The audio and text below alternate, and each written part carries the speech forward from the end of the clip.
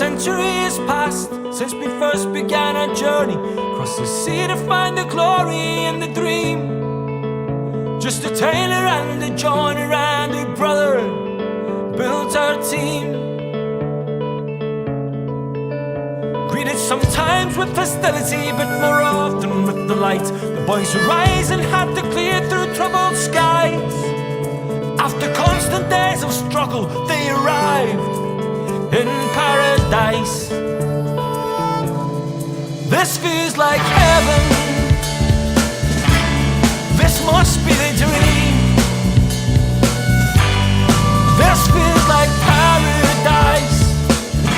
The best we've ever seen. The best we've ever seen.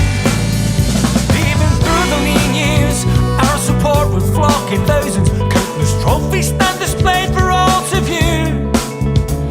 By side, brothers, sisters, we're united, and our children do the same. This feels like heaven. This must be the dream. This feels like paradise. The best we've ever seen. The best we've ever seen.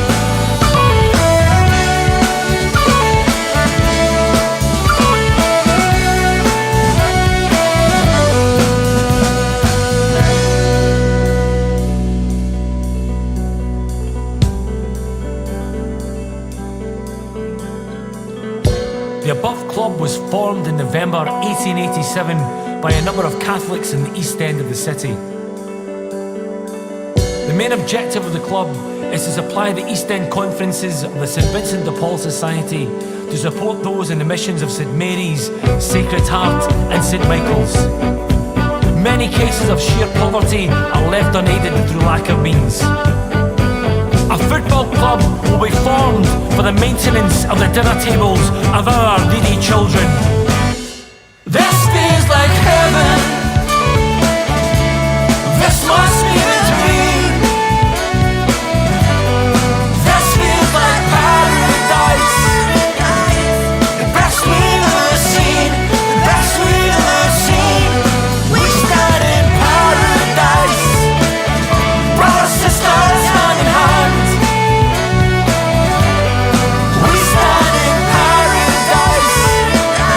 What's the finest in the land? The finest in the land.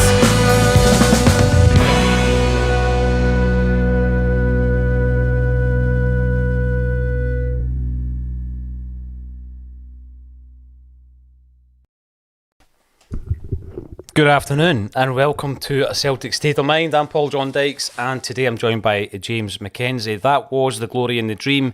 I'm going to start playing it at 27 minutes past every day so that you don't lose any of your Axom chat and we're not late.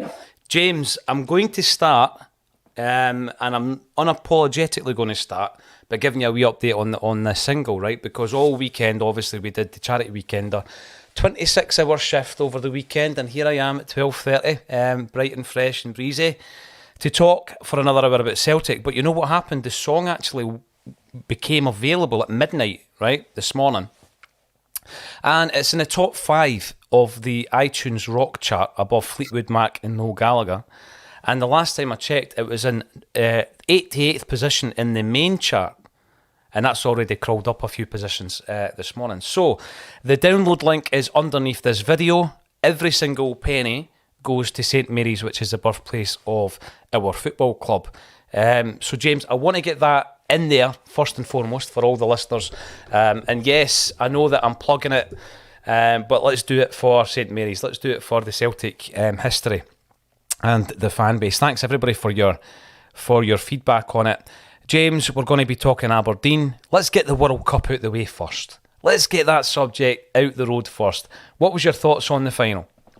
I think I've mentioned it on the show already because we've briefly spoke about it amongst the Celtic chat, and I think I've said I wanted Messi to win the World Cup.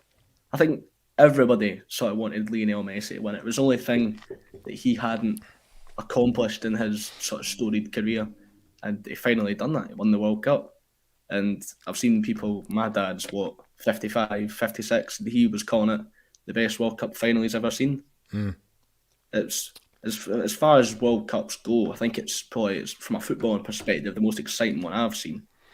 At least I'm not too sure about yourself, but it was entertaining, and the penalties was probably the perfect way for it to go because it was hard to split. Either team 3-3 goes to penalties and Argentina come out on top. But I'm just happy to have Celtic back. I think I was more excited for Celtic Aberdeen on Saturday than I was for the World Cup final on Sunday. Absolutely. I mean, I do think back to the impact of Maradona in 1986 and looking so forward to the 1990 World Cup, mainly as a result of that. Obviously, Scotland and Ireland were there. Scotland certainly were at the 1990 World Cup finals. Ireland done superbly well, getting right through to the quarter-finals. Toto Scalacci scoring the only goal past Pat Bonner to knock them out. And I remember the final being a huge disappointment. So what your old man's saying there, often the final kind of flatters to deceive. It kind of builds you up, and it's just not a great game of football. But that was different yesterday. And you know, like yourself, I did want Messi. I did want Messi to win it because at the very beginning of the tournament, I had a wee chat with Stuart, who works in the studio, and he was talking about the greatest of all time. And I said it's very difficult to compare eras, players from different eras. But in 25 years' time, when they're talking about the greatest of all time, at this moment in time, they're always going to be talking about Pele and Maradona unless your man Messi wins the World Cup. And only then will he be as revered, I feel, in years to come, because you've got players like Puskas and Di Stefano and that ilk and Eusebio and all these players who were absolutely world class, but it's always Maradona and Pele that you hear when they're talking about the greatest of all time. And I think Messi is now entering that trio. Big shout out to Alexandro Bernabé, famously becoming the first Argentinian to play for Celtic. I think the Argentina CSC were pretty chuffed about that. He hasn't got started yet, I don't think, really, 100%. He hasn't got started. A lot of that's down to Greg Taylor's performances since Ange came in, to be fair, but you know, particularly this season. And that takes us on to the game yesterday. I want as many people as possible to get involved in the chat. Yeah, the song is a belter. Thanks, Kenny. And if you are able, it's a 99 pence download, and the download link is underneath this particular video. We really have something on our hands here, James, that we've got a platform we've built up over a period of time, and we can use it to do good in our communities and in the community of the birthplace of the football club that we all love. And we're doing it a wee bit different with the single. I've got to say, every time I hear it, every time I watch that video, I just think, you know, Paul and the Wakes, as well as Carly Connor, and everybody else involved have done a remarkable job. Michael, 12:30, my backside axon, we're always late. Are we? Are we late, James? It always says 12:30 when I go live. So maybe it's 12:30 plus 30 seconds, I'm not sure, but it's always saying 12:30 on my screen when we go live. Let's talk about Aberdeen yesterday. They're coming in for a lot of stick. We, for the first time ever, we had opposition fans on the preview show on Saturday, and we got a couple of dandy dons on to talk about Jimmy Goodwin, how well he's done, and they were so confident going into the game. Robbie predicted a draw for Aberdeen, and Glenn predicted a win. They were that confident, and that would have been the first Aberdeen win at Pittodrie against Celtic since 2016, by the way. And we come up against this side, and they've been getting a lot of plaudits, and they were absolutely murder.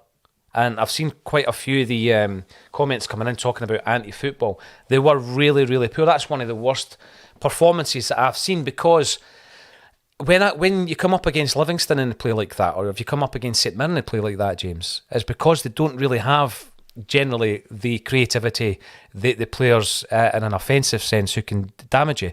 But Aberdeen do, and they played like that. It was hugely disappointing. Yeah, when you look at the sort of fixture calendar and you see which games are going to be exciting, Celtic and Aberdeen is usually a guaranteed exciting game, just like a trip to Hearts as well would usually be one of the most exciting games of the season. And I wouldn't really understand the confidence from an Aberdeen perspective. I mean, I think we're unbeaten at Pittodrie in 12 games, but I would have expected them to show a bit more fight. I mean, they've got brilliant attacking players. Majowski and Duke have been absolutely phenomenal this season. Yeah. They scored a lot of goals as well. And Goodwin's sides, they usually always play pretty positive football. They try and go for it. He did at St Mirren, and he has done it at Aberdeen as well. So I was a bit surprised when they came out like that. I think perhaps maybe games against Celtic and Rangers earlier in the season where they've tried to go for it and been caught out. That may have sort of, Jim Goodwin would be thinking that hasn't worked. Let's try something different. But I mean, the stat that stood out the most to me from that game, it was Aberdeen 170 accurate passes, Aberdeen 119 accurate passes, Cal McGregor 170.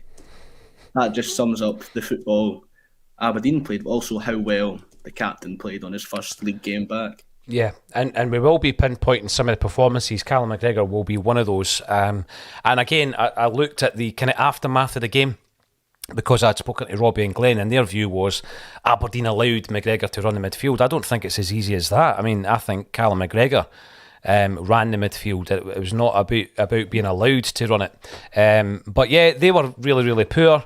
I felt they didn't attack, but it did make for quite a frustrating afternoon. And obviously Kevin McCluskey and I, we did the old watch along, something we hadn't done for a while.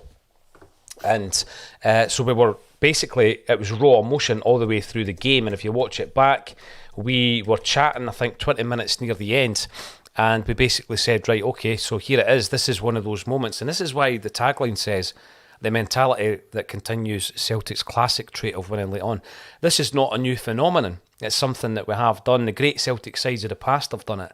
And Ange Postecoglou's got it. And, you know, the mentality of this side to never stop. And I know that's something we're all very fond of. But 20 minutes before the end of the game, sitting at nothing each and struggling to break them down. And add to that, their goalie was having a good game. Yeah, very as good well. game. And you're thinking, right, okay, is this just a motto for merchandise, or are we going to continue the steamroller and win the game?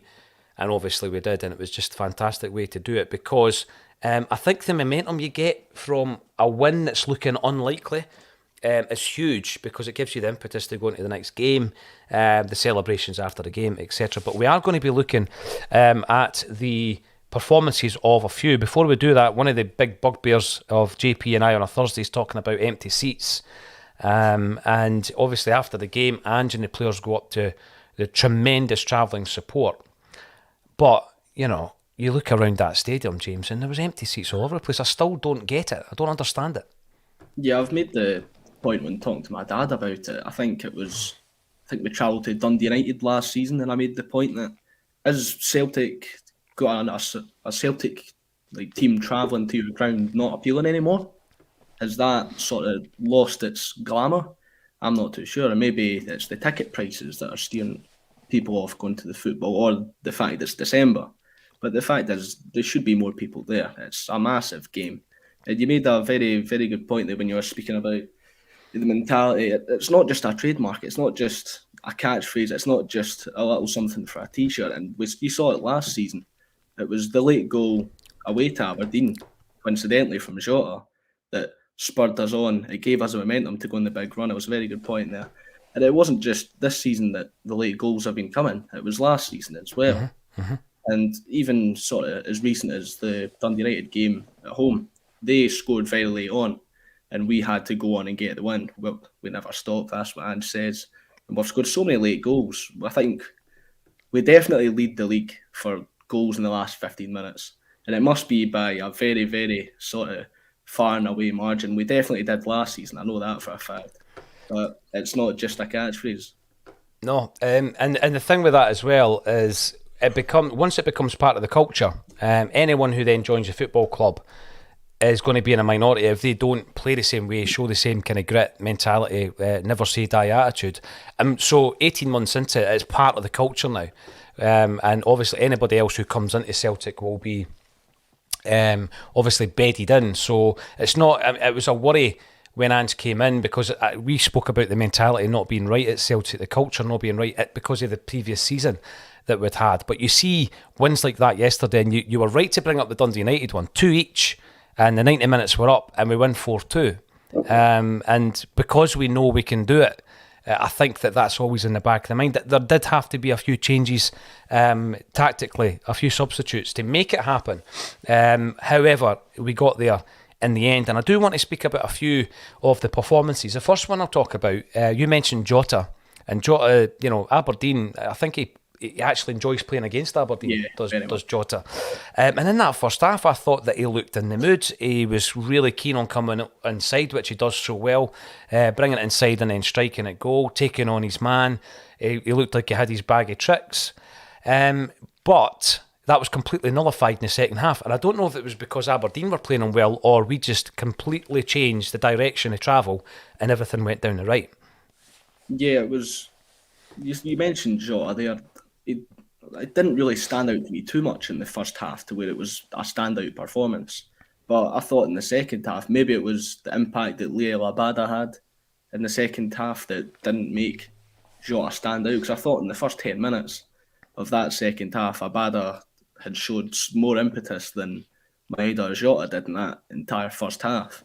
I thought some of the Aberdeen defenders had some very good games. I thought Anthony Stewart, I think he's the captain, in particular, had a very good game. But I thought Abada was very positive, but I would have been expecting a bit more from Jota. As you mentioned, he always sort of pops up with a goal against Aberdeen. The 3-2 game at Pittodrie stands out. I think he got a double there, a very important game. But I would have been expecting a bit more for Jota. Yeah, and it is great to be able to call upon people who can make that difference. I mean, when I seen the lineup, and we probably predicted this last week, you wanted Carter Vickers and Starfelt to be the central defensive partnership, regardless of the travel and the fact that Carter Vickers hasn't really had a rest as such. You appreciated that Juranovic wouldn't be back in time. He was obviously injured for the third place playoff, but they did win that and he got his medal. But the other one I think that probably surprised me in the starting lineup was Maeda, not because I'm using it as an opportunity to have a dig at him. I just don't think that, in terms of the form that everybody's been showing, Abada in particular, prior to the World Cup, Abada would have started for me. He didn't, but it looked as though he really wanted to prove a point. He was happy to take on his man. At half-time, James, the comments that were coming through were pretty critical, because I had said I didn't think anyone had had a particularly bad game. That's what I had said at half-time. But a couple of the names that came up were Kyogo and Tony Ralston. And I think Tony Ralston came on to a good second half, but a big part of it was Abada. They link up so well down the right, don't they? Yeah, it was particularly defensively in the first half. There was even some moments in the second half, but you'd be lying to yourself if you said he hadn't come on and improved in the second half. The only moment I can sort of think of was when he got ripped off Johnny Hayes, which is not something you want to be seeing from a Celtic fullback, getting ripped off 35-year-old Johnny Hayes. But apart from that, I thought it was a fairly decent second half performance, and that's in part to the sort of connection he has with Abada.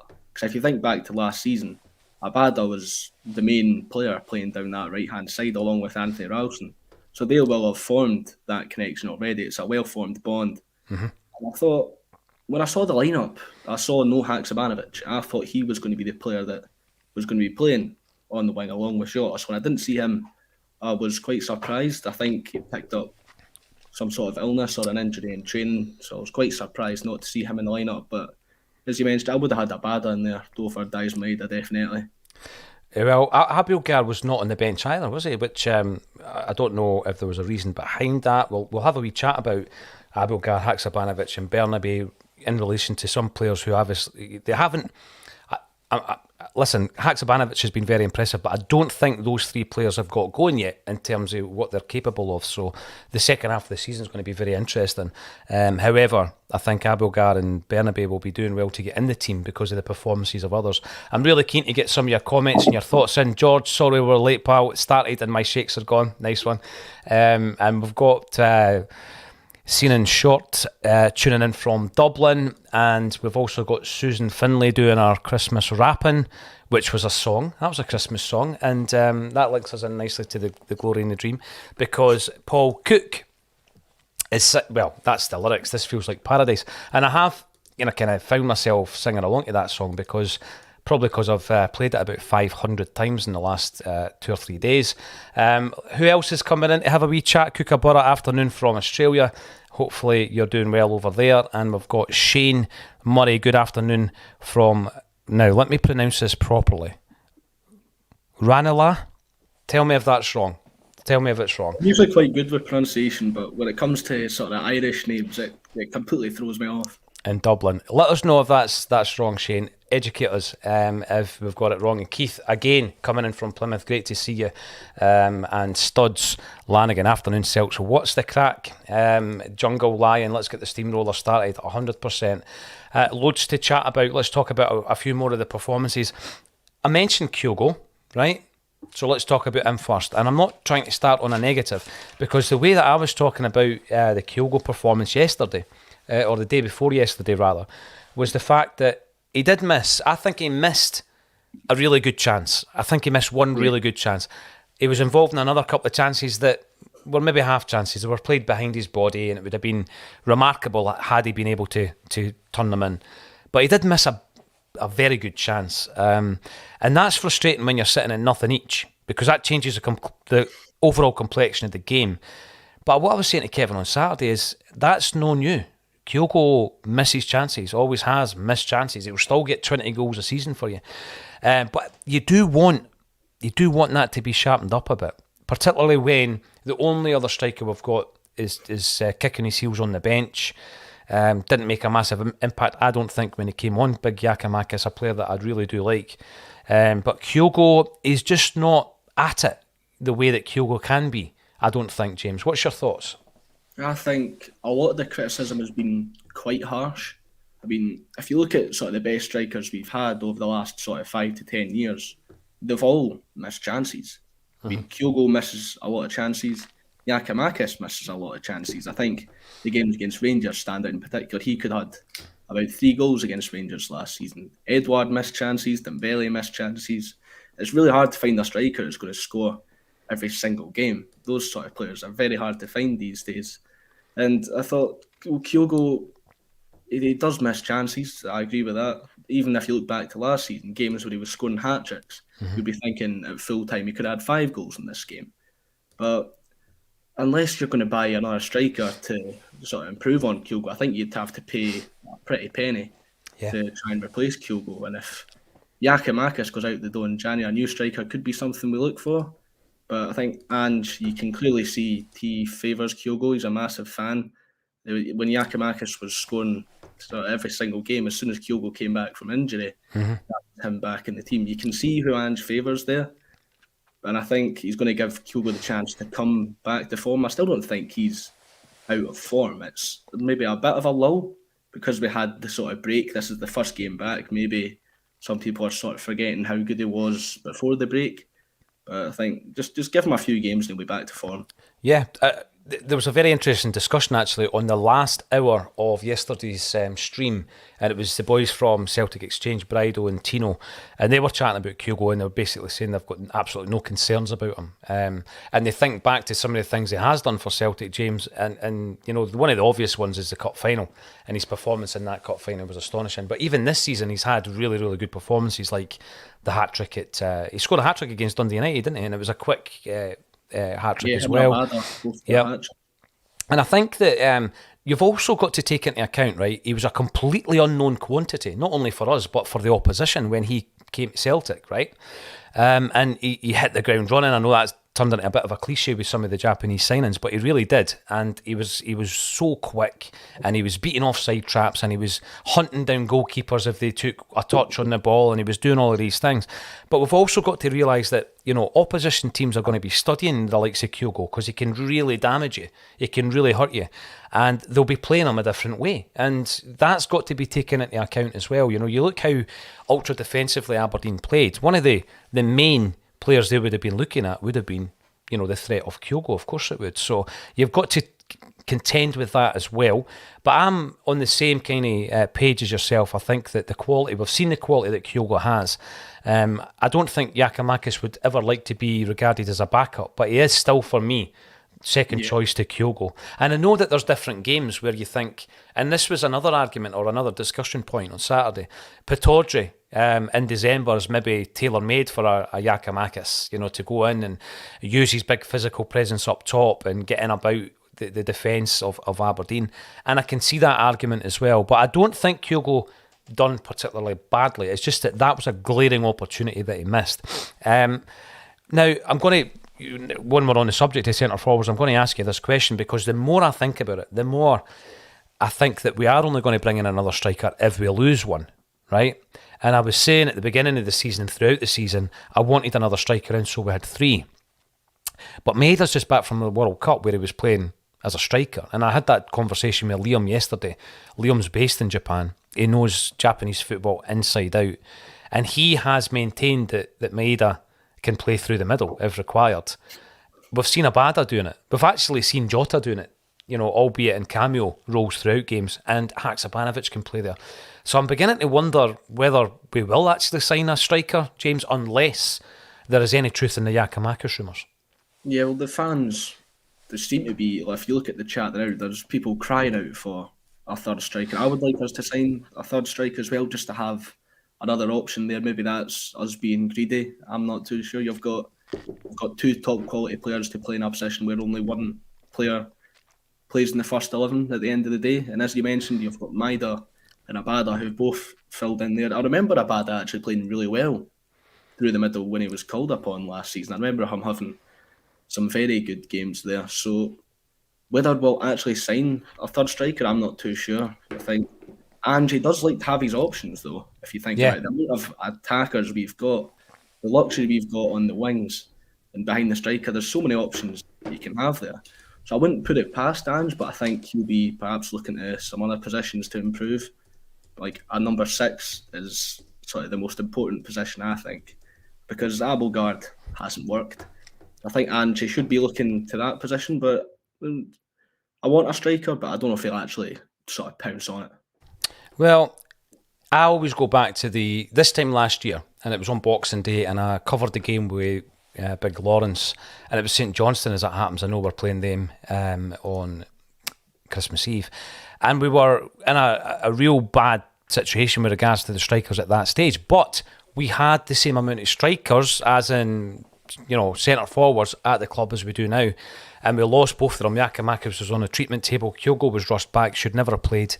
To be fair, he wasn't fit enough, and we ended up having to bring in Joey Dawson. And I'm not criticising the young guy. I think he was 18 when he came in. He wasn't ready for that, and he actually acquitted himself as well as he possibly could have done. But there's a player that was bought for the B team. He wasn't expected to be playing in the first team by the turn of the year, but we had ourselves in that situation. I don't think it's as bad now because, as we've just said there, we can get players who are very adaptable and versatile to swap slightly. And if you've done it on a World Cup stage, you would reckon that you could comfortably enough slot into a game against Livingston, say on Wednesday night, or against St Johnstone. And I'm just having a wee look at the charts, and I'm going to get a bit obsessed by this, it's got to be said, because I got an update there saying that we were sitting at number 83. Sitting at number 83 in the main UK charts, right? So this isn't the sub-chart of the Rock or whatever. So I just got this coming through on my phone. Can you see that? No, you can't really see it. Anyway, we're number 83, just above FUCK, the Tories. I say that just in case anybody's watching and there's kids in the room.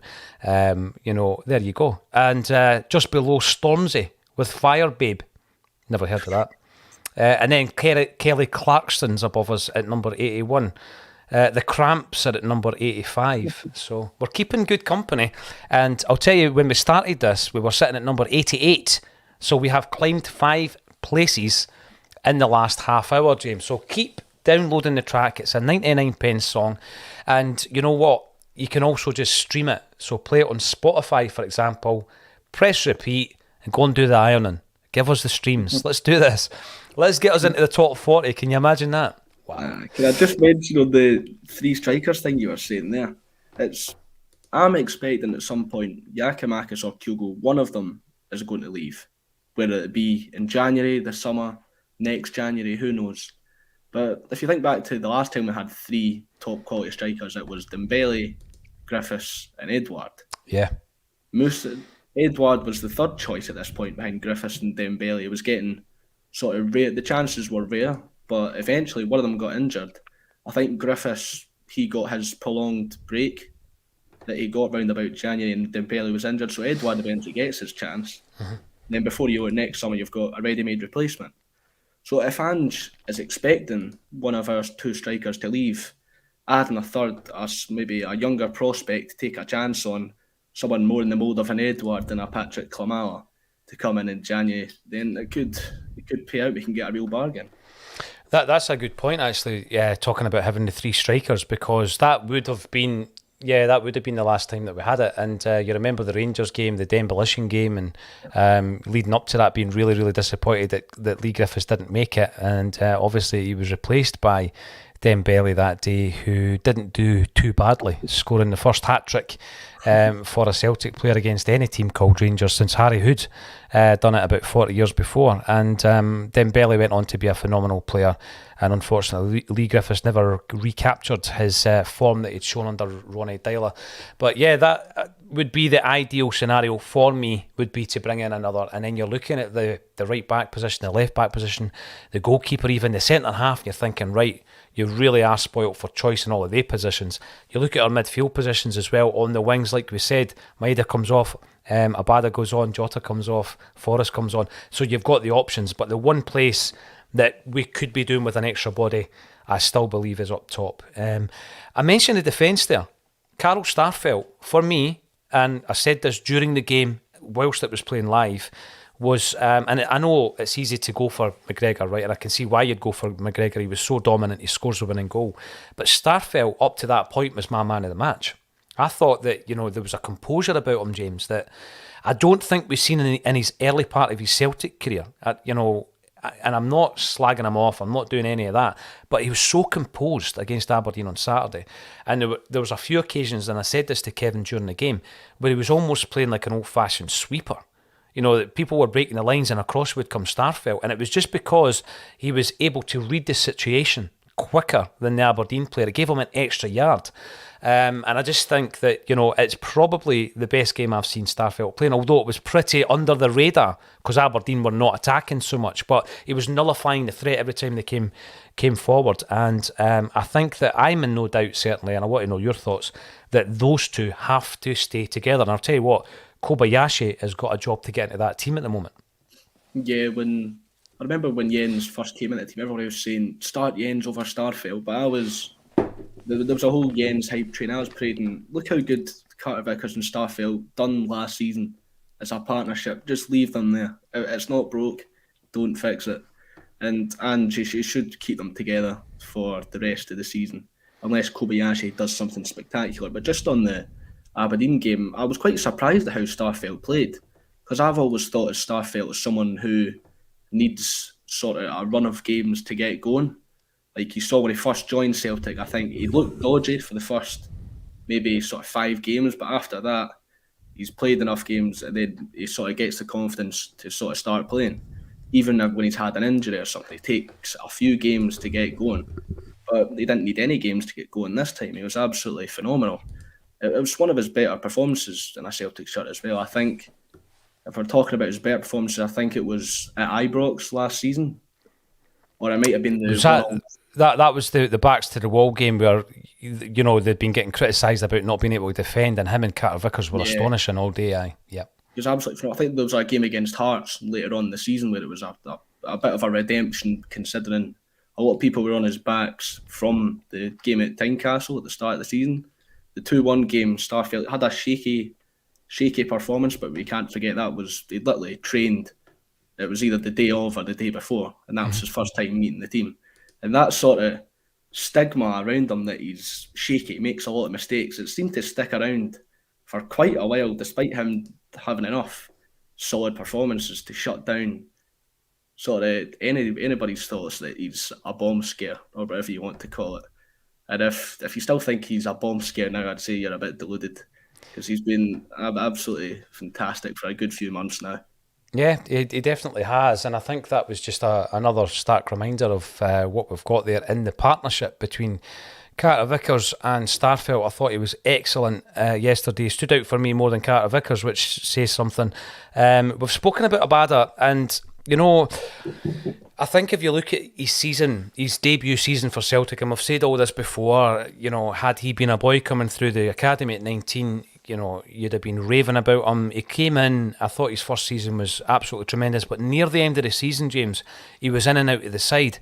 And that's kind of continued in the first half of this campaign. Do you think that's the best way to deal? I like rotating, I do, but I think there is a time where, for a player like Abada, you just need to give him some games. Or do you think that often when that happens with him, 2 or 3 games in, he starts to, and I'm not saying it's complacency, but he starts to be less effective? Because we have seen that as well from him. Yeah, it's a bit strange because we've got so many options there. I want Jota to play. I want Abada to play. I want Haksabanovic to play. It's our own riches might prove to be our own demise with players getting unhappy. I think we're kind of seeing that with Yakimakis just now if he does want his way out. But I'm a massive fan of Leo Abada. I think he's got, out of every player at the club, I think he's got the highest ceiling. I think he can really go places, especially when you consider how good he is at this age. And I think he just needs another run in the team. And I think considering his second half performance against Aberdeen, he will start during the week against Livingston. It could be, if Livingston are going to sit back like Aberdeen, you might find it quite difficult to get in behind. But we saw him running at the Aberdeen defence, and he was really good at it. So if you give him the chance against Livingston, and then in the next few games, it'll prove dividends for us. See, when you talk about having the highest ceiling, a player like Abada, obviously through the various press conferences that we hear from Ange, he has kind of prepared us for the eventualities of losing a hero here and there. But my argument is, I realise that. I realise that there are certain players we bring to the club, and that is just a natural progression. If they do well and we do well as a football club, the natural progression at times is that you'll lose 2 or 3 of them. But I think that the reason that I've accepted the Juranovic move is potentially going to happen is because I would be much more disappointed if it was a player like Abada we were talking about, or Jota, Carter Vickers, Matt O'Reilly, Rio Hatate. That's the guys that, for me, I'm not ready to lose them. But I just don't think the time would be right anyway for these guys. They've still got development, haven't they? There's still way more money to get.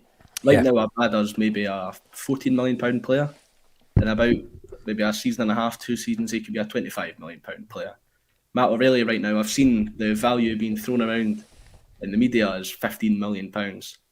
He could easily go for £25-30 million in about a year's time. Another sort of few Champions League campaigns, who knows how much these players' values could be. But Ange was saying, don't get too attached to your favourites. And it's something that's been playing on my mind recently. We've got a very good team. It's hard to pick out a bad player.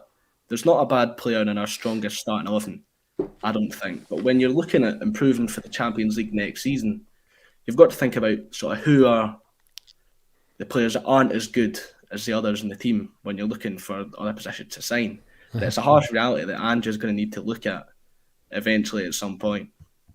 Well, when you're talking about the ability to command a bigger fee for certain players, again, that takes me back to the Juranovic one, right? So he's in a situation where he's on that platform and he's maximising, or his ceiling is at the absolute top at this moment in time. And I think that's what you were saying, and you explained it really well, because the players we've just mentioned are not there yet.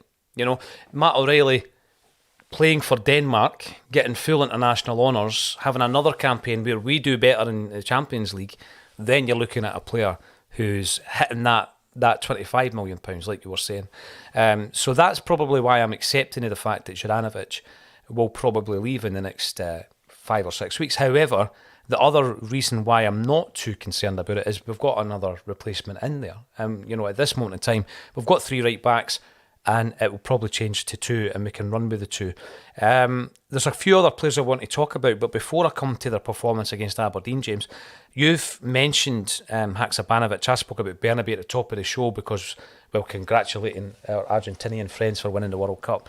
And Abelgar has come up in the conversation as well. And these are 3 players that, arguably, Haksabanovic, you may not agree that he's in this category, that I don't think we've seen the best of them. I don't think we've seen the best of them. That's what I'm trying to say. And in the second half of the season, one or a couple of them may well have something to say.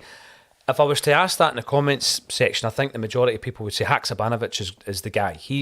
Those 3, he's the one that's going to make the impact. What about the other 2? Bernabe, unless something happens to Greg Taylor, and I hope it doesn't, he's going to just have to contend with having a game here or there just to keep, the game time in his legs. Abelgar, I've heard a few people writing him off. I'm not really ready to write him off yet. I just don't think, under the circumstances in which he came in, we should really expect much more from him at this stage. Although I was surprised he wasn't even on the bench on Saturday. Other than Haksabanovic, can you see the other two making any impact in the second half? I mean, it's quite hard to judge a player off of, 4-5 minute cameos.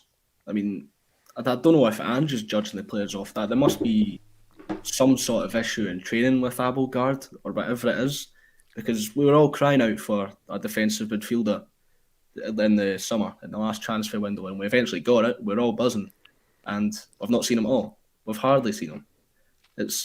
I don't even know if he's had more minutes than Ideguchi since he joined Celtic in January. But I think if there's more to see from Abelgard, and hopefully there is, and you'll need to give him it soon enough, because I don't see him getting many more minutes in the second half this season either, if we're going to be signing more players in January.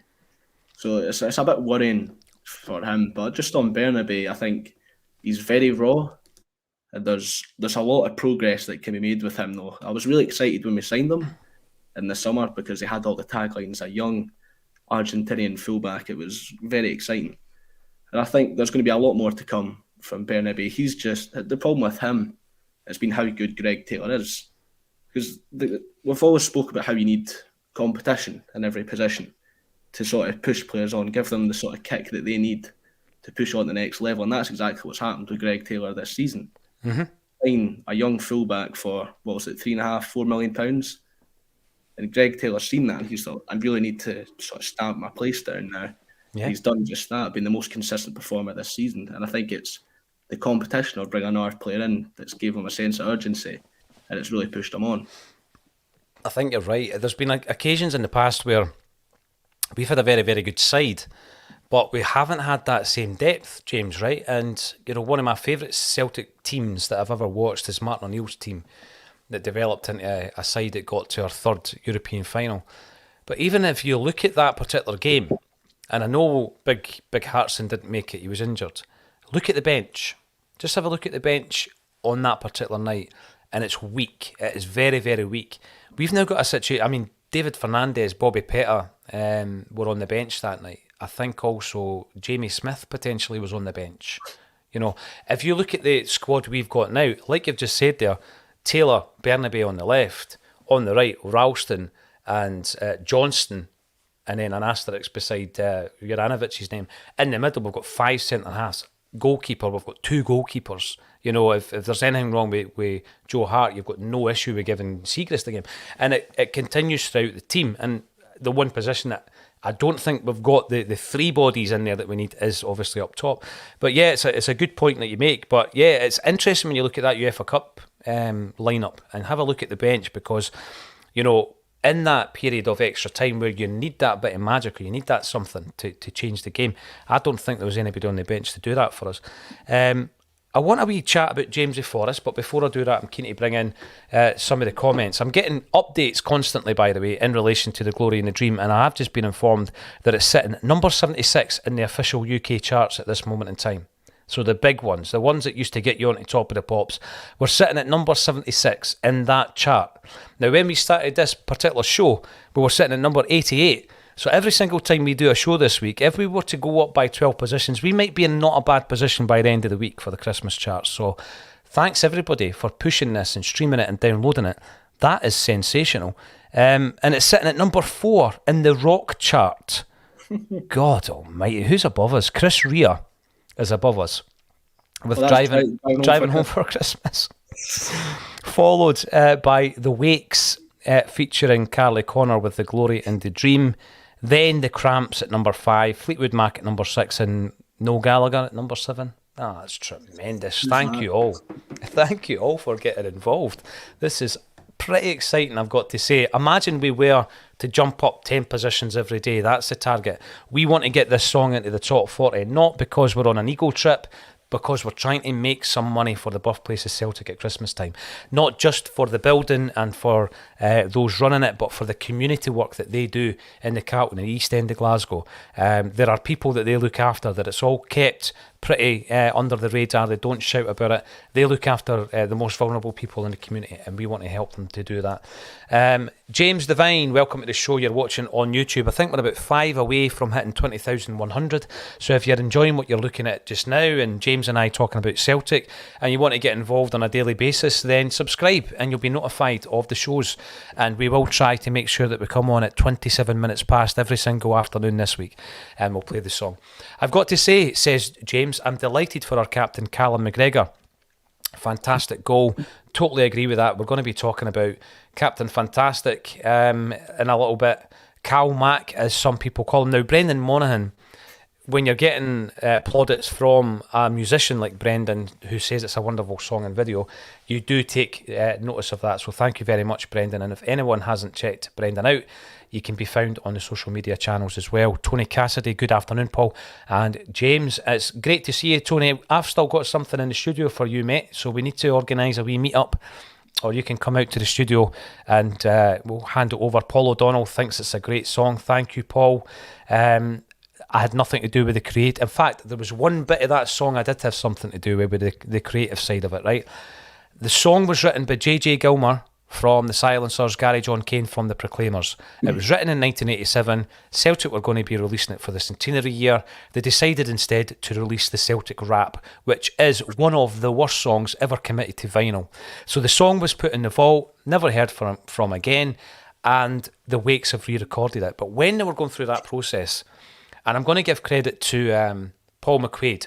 Paul McQuaid helped us out with the launch of our events part of A State of Mind by giving us loads of the Celtic books that he's published and the Shamrock, the fantastic Shamrock fanzines that he publishes. And in the bag was a big bundle of the circular that Celtic put out after the formation of the club. And I was reading through it, and I know it was accurate because it's the one that's in Brendan Sweeney's book, which is definitely accurate. And I thought to myself, wouldn't it be great just to have a wee bit of spoken word in the middle of your song, which basically tells you why the club was formed. So it's Paul that says it, but that's the only credit I'm getting for this, by the way. Jungle Lion, Boolaboo to all concerned over the weekend. 26 hours in the studio. The voice is a bit ropey. Hopefully I'll get a couple of days off this week and I'll improve that. Need to get on the honey and the chai teas and all that kind of stuff. James is back in. As for Aberdeen, they were shocking. Thankfully yesterday's World Cup final was played how we love football to be played. There was a real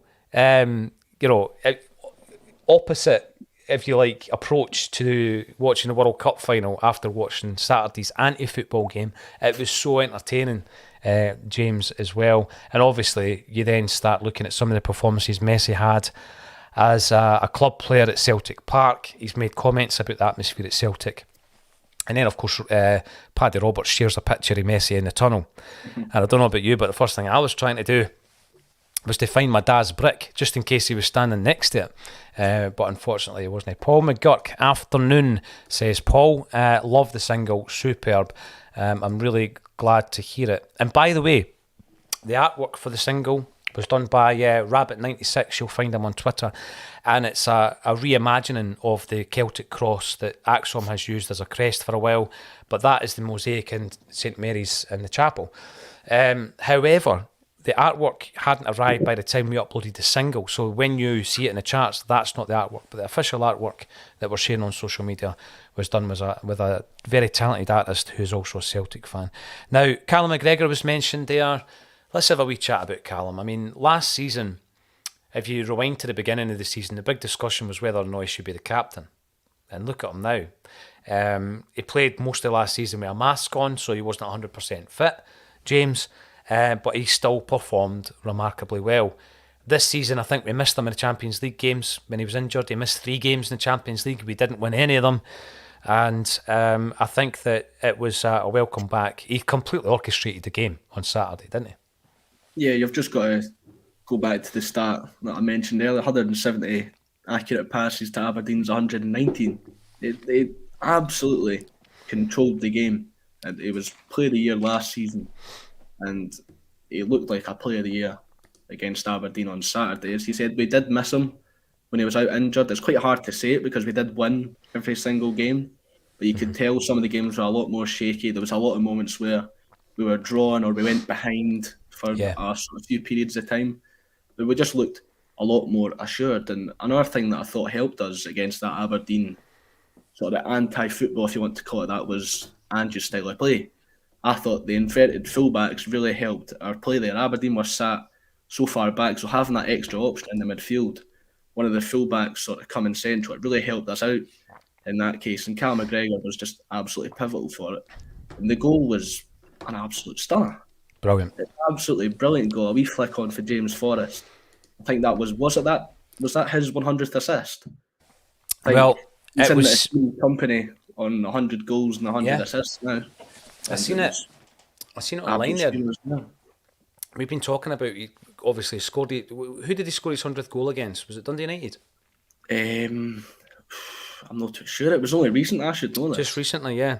And we were talking about the fact he'd scored 100 goals and he was in that Centenary Boys kind of club, if you like. And then the chat went on to his assists. And during the game, the commentary team were talking about it being his 100th assist. But I was seeing on Twitter that one of the guys that does the data reckons he's on 109. So I know that Transfer Marked give you the assists and the goals, but the valuations are a wee bit skewed for sure. But he's definitely set up at least 100 goals for Celtic, for sure. Can you name the other two players who've got 100 goals and 100 assists? Is it Jimmy Johnston? Jimmy Johnston, that's one. And Henrik. Jimmy Johnston, Henrik Larsson and James Forrest are the three players. Oh, wow. There you go, James. Somebody had suggested Bobby Lennox, but I think he got 98. He only got 98. I say only. But again, you could do a recount, I think. A lot of the games weren't televised when Bobby played. And if you imagine the fact that, and I know that Jimmy played in the same era, but if you imagine the fact that if a game wasn't televised, James, and it wasn't mentioned who set the goal up, because assists weren't the big thing at the time. And if you read some of the match reports back in particularly the kind of early to mid 60s, you know, there wasn't a great deal of depth as to what was going on. Other than in the evening papers, which were basically typed and printed straight away, and it was a proper report, 35 minutes, James Mackenzie takes down Alex Ray or whatever, and it reported it like that. But I'm pretty sure Bobby Lennox will have set up more than 100 goals, but he's not been credited with them. So I think we could throw Bobby Lennox into the mix as well. So McGregor and Forrest, a couple of things we were talking about is the fact that there's a real emotional element to supporting a club like Celtic, and there's a real traditional element as well. And part of that tradition, certainly for me, tell me if you disagree with this in the modern game in the comment section, because everybody's entitled to have a different view. I think it's important for a Celtic team, James, to have the nucleus of academy players within the side, and maybe that's because that's just the type of Celtic teams that I'm familiar with. So if you look at the Centenary side, for example, that was the first team that I started going to watch in person at Celtic Park, and the players that had come through the ranks. Now, I know that Pat Bonner came over from Keju Rovers in 1978, but he was brought over as a youth player. He never kicked a ball for Celtic, I think, until 81, so he was regarded as what would now be an academy player. And then you had players like Roy Aitken, Paul McStay, Tommy Burns, Peter Grant. These are guys, and a wee bit later on, Derek White came through, and players that came through the ranks. In Celtic, obviously, the Lisbon Lions, a famous example, the great majority of those players had come through the reserves. And I still think that that's important for a club like Celtic. And at the moment, if you look at that team on Saturday, we've got Jamesy Forrest, we've got Callum McGregor, we've got Tony Ralston. And I do think it's important. How much importance do you think there is on that in the modern day for Celtic, James? Or am I just romanticising about what it was like back in the day? I mean, for me, it's not even just academy players. I like to have players that have been there for sort of a prolonged period of time. People love familiarity. People aren't too keen on change. So having players that are there for so long, I mean, in sort of the period of about 3 or 4 years, Lustig, Scott Brown, Tom Rogic, and Nir Beaton, all players who were a massive part of my Celtic support in life growing up. I can't remember a Celtic team without Scott Brown until he left. It's absolutely incredible. And the fact that James Forrest is still here, I remember the young player, when was it, he broke onto the scene 2010, 2011, so around about that season. The fact he's still there, it's great to have those sort of players there, like to act like a glue in the team of sorts. And even just to welcome new players in to make sure that they get it. Having someone like Cal McGregor to get in touch with players as soon as they join the club, it's sort of absolutely pivotal. Alistair Johnston mentioned how important it was that Cal McGregor texted him and got in touch with him almost straight away as soon as he signed for the club. So to have those sort of players there, that as a glue, it's really important. You're not proving some. So it's not an old-fashioned way. It's much needed for Celtic, even in this day and age. I totally agree with it. And you know, I've been told so many tales of people like Tommy Burns doing that very same thing that you just mentioned there with Callum McGregor. I was at a Tommy Burns supper a few years ago, and Alan Ruff was speaking. Now, you know, Ruffy was a Celtic fan, but he only had a very brief period at the club, and this was when he was into his 30s. And when he signed for Celtic, he went up to Celtic Park, and he was welcomed by Tommy Burns, who was basically a fellow player, who was standing waiting at the front doors at Celtic to welcome Ruffy in as a Celtic player. And it is important, and it's important for people to know what the fabric of the club is and what the club means, and the history of the club as well. But you're right in what you say, though, because two of the kind of modern players, Henrik Larsson and Scott Brown, they never came through the academy, but you know, Bruni was here for 14 years, Larsson was here for 7, and you do want, you know, a core of the group to be familiar with the club. Like an effect on the park as well, because how many of the players that, well, it was 9 titles in a row, how many of the players there were there from the first title to the 9th title? If you look at that, there's quite a lot of players. So again, having that sort of familiarity, you know who your teammate is. Mm-hmm. Scott Brown knows when he gets the ball, Tom Rogic is going to be in space, or if he's not in space, he will find space. Just knowing your teammates for such a prolonged period, that it sort of really pays off. Totally, having that constant. I always remember it being referred to in a different sense behind the scenes as a boot room mentality, and it was always spoken about at Liverpool. But I felt that Celtic have had that for many, many years as well. That familiarity, James. Often the players retire and then, you know, they go into the back room, and people do say jobs for the boys, they need to be good at the job. And I do get that, but I don't think, you know, the focus has been on any of the backroom team this season because we're doing well, so they must have something in their locker. Now, you sent me a wee report first thing this morning. You must have been up early this morning. Stephen Welsh, and absolutely. Stephen Welsh is somebody we've spoken a lot about, right? And just at the end of last week and over the charity weekender, we were chatting about what to do with Stephen Welsh. We've brought in Kobayashi. We already have Carter Vickers. We already have Starfelt. And I think that I'm just being told that we're number 57 in the charts. 57 in the charts. That is unbelievable. We started this show at 12:30. It was 12:30. Maybe 12:31. And we were sitting at number 88 in the charts, right? And because I've been banging on about it, and obviously we've done the social media stuff, 57. James, that's astonishing. I'm amazed at that. That is superb. Let's get us pushed into the top 40. That would be a dream. Stephen Welsh, what do we do with Stephen Welsh? He's getting interest from England, Porto, Italian clubs and French clubs, all interested in Stephen Welsh. He's a man in demand. Do you let him go? And if so, is it permanent or on loan? Well, I think we spoke about it last week, the sort of dilemma you're in with him and Moritz Jens. Do you hold out for the summer for Jens and pay the money then, or do you just keep Stephen Welsh around? I think Jens has showed enough signs where you do pay the money for him. I think for Stephen Welsh, the alarm bells would have been ringing as soon as we signed Yuki Kobayashi. As soon as that got announced, I think it is going to be the end of the road for Stephen Welsh. And you've seen the amount of Scottish players that have gone over to Italy and succeeded. Guys like Josh Doy, guys like Lewis Ferguson and Aaron It's Hickey. a hotbed at the moment. Got big moves. I think there's even some Italian clubs looking at Ryan Poches just now. So if we're looking to sell Stephen Welsh, a move to Italy, so it wouldn't be too far off for him. Even going to Porto as well, if those reports are true, it would be an absolutely massive move. But I think a move to Italy would be sort of the best thing for his career. There's positive signs, he's shown that. I think for a modern day centre-back, you've got to be able to pass out from the back. And I think that's one of the best things about Steve Melch's game, his passing range.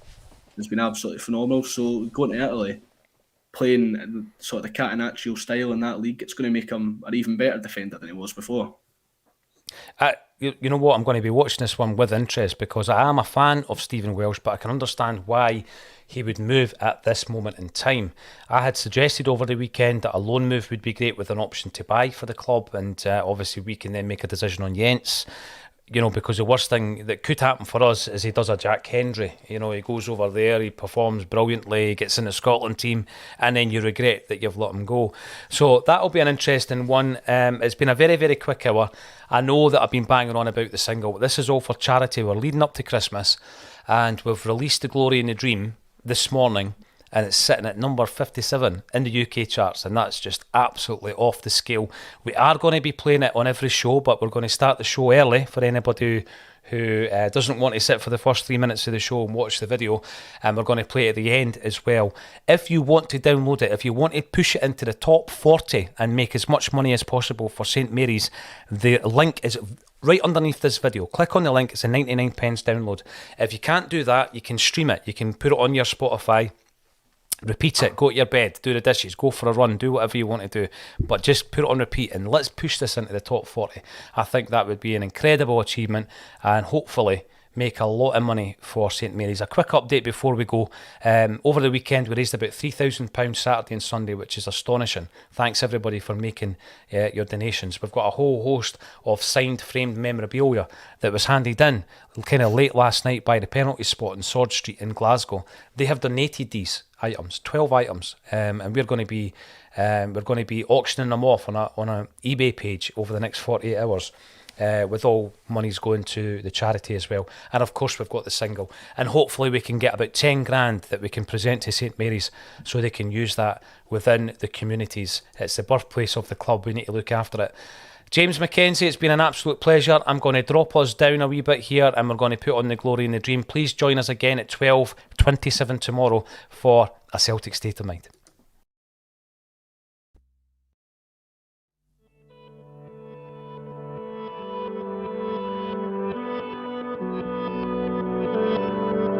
Over a century has passed since we first began our journey across the sea to find the glory and the dream.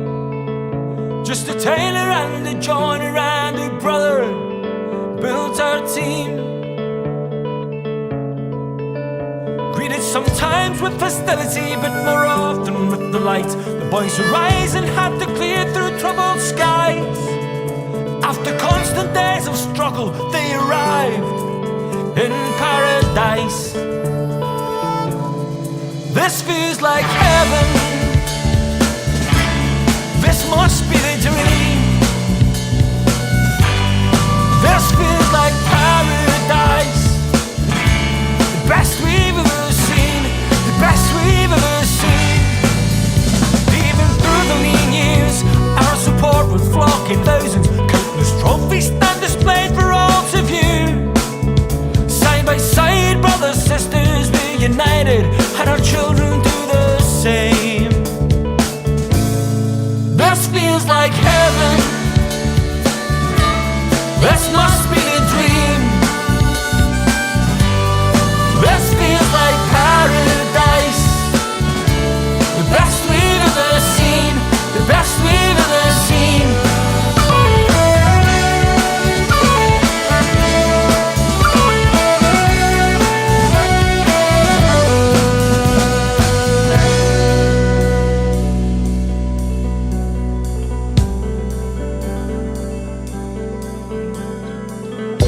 The above club was formed in November 1887 by a number of Catholics in the East End of the city.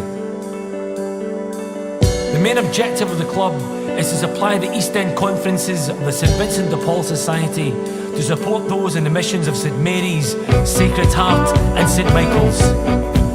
Many cases of sheer poverty are left unaided through lack of means. A football club will be formed for the maintenance of the dinner tables of our needy children.